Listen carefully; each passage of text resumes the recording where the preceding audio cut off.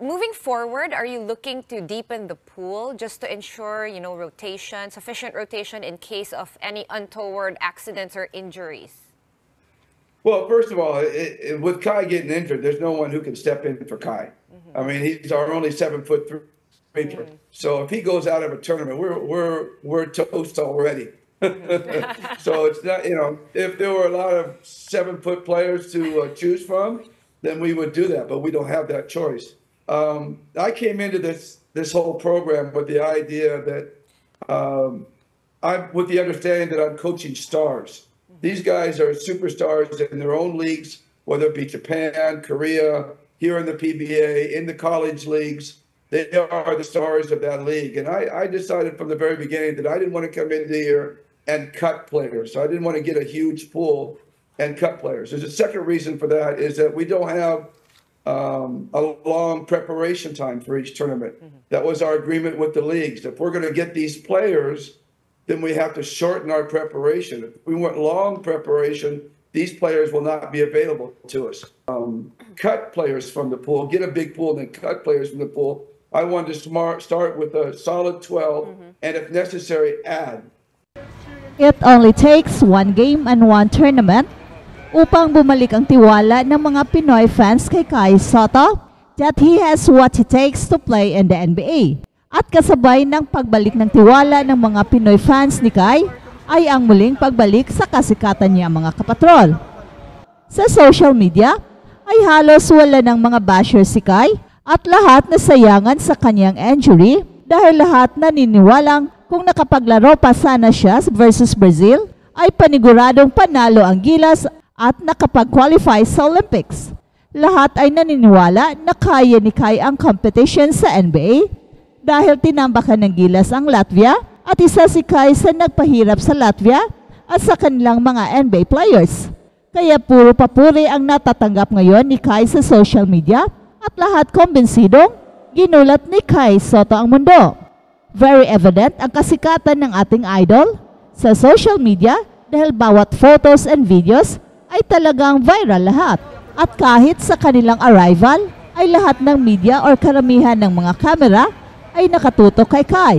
Parang presidente ng Pilipinas si Kai dito sa dami ng mga gustong makakuha ng interview.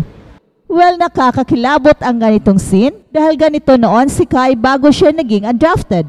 Sabihin na nating nag-spiral down ang kanyang kasikatan, pero last season sa Yokohama B Corsairs ay muling lumipad ang kanyang karera and it continues sa Olympic qualifying tournament. Nakikita kasi ng lahat ang improvement niya. And this time, naniniwala na ang lahat dahil hindi na Asia ang kanyang nakatapat, kundi mga European teams na. And against Latvia, the 6th rank in the world, ay minanilang ni Kai ang competition at umiscore siya ng 18 points na walang kahirap-hirap at kumuha pa ng 8 rebounds in a complete display of skills and strength around the basket. At nakatira pa ng isang booming 3-point shot. Ang game versus Latvia ang turning point sa basketball career ni Kai. Dito kasi niya nakuhang muli ang tiwala ng mga fans at siguradong naibsan si Kai dahil finally nagsibalikan na ang mga fans at muling naniniwalang si Kai ang magiging first homegrown Pinoy to play sa NBA. Hopefully, ito na ang magsilbing bagong simula sa pagpuporsige ni Kai na makapasok sa NBA. At ang plano niya ay ang subukang muli na pasukin ang NBA next year dahil uunahin muna niya ang paglalaro sa Japan at doon ipagpatuloy ang kanyang development. Tuloy-tuloy lang ang pagpapalakas ng kanyang katawan and 1 year from now, expect Kai Sotto to dominate the NBA. Very skilled player kasi si Kai, kaya lang he is seen as a very soft player pero sa Olympic qualifying tournament ay pinatunayan niya na kaya niya ang Latvia. Malakas na si Kai at nakikita ito ng Georgia kaya tinira nila si Kai with the hope of beating the Philippines. And true enough, successful ang kanilang pagtira kay Kai dahil hindi na nakapaglaro si Kai at ito ang nagiging balakid sa Gilas na makarating sa Olympics. Ito ang pananaw ng lahat. Kung nakapaglaro pa sana si Kai versus Brazil ay siguradong iba ang resulta ng semifinal game.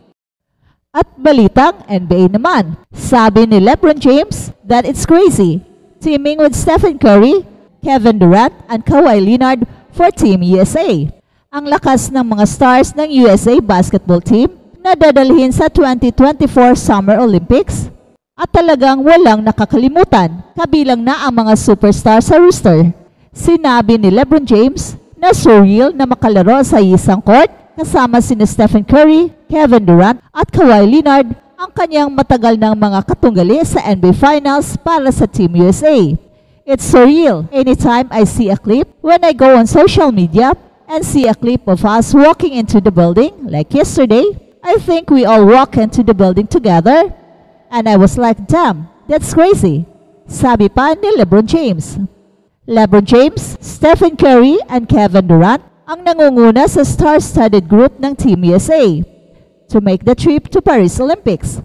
7 sa 12 na mga players sa roster ay lampas sa edad na 30 years old, coming together for one last hurrah before symbolically handing the basketball baton to the next generation.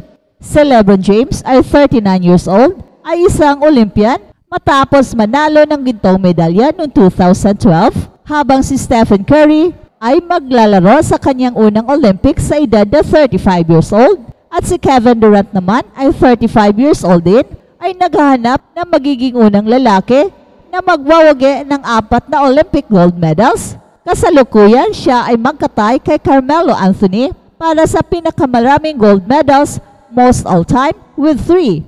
Sina Kawhi Leonard at Joel Embiid ay sumasama kay Stephen Curry bilang unang beses na Olympians na lampas sa edad na 30 years old. Ang tatlong bituin na to ay may plano na maglaro ng international basketball noon pa, pero umatras dahil sa mga injuries o pagkabago nila mula sa NBA season.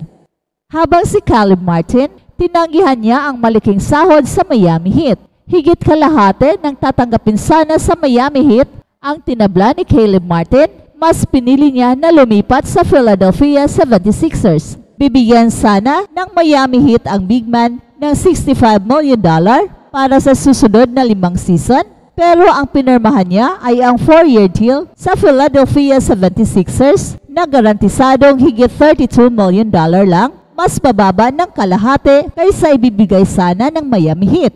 Well, kung ano ang hindi nila napagkasunduan ng Miami Heat, wala nang detalyeng binigay si Caleb Martin. There was a lot of things behind the scenes that went on. There's a lot that contributed to how everything went, but past is past. Can't do anything about that. Ang 28 years old na si Caleb Martin ay nag-average ng 8.5 points sa nakaraang 5 seasons, at 3 seasons nito ay naglaro siya para sa Miami Heat. Iniwan niya sina Jimmy Butler at Bam Adebayo para makipagtambalan kina Joel Embiid, Tyrese Maxey at bagong saltarin sa Philadelphia na si Paul George. Posibleng maging starting power forward ng 76ers si Caleb Martin sa 2024-25 season.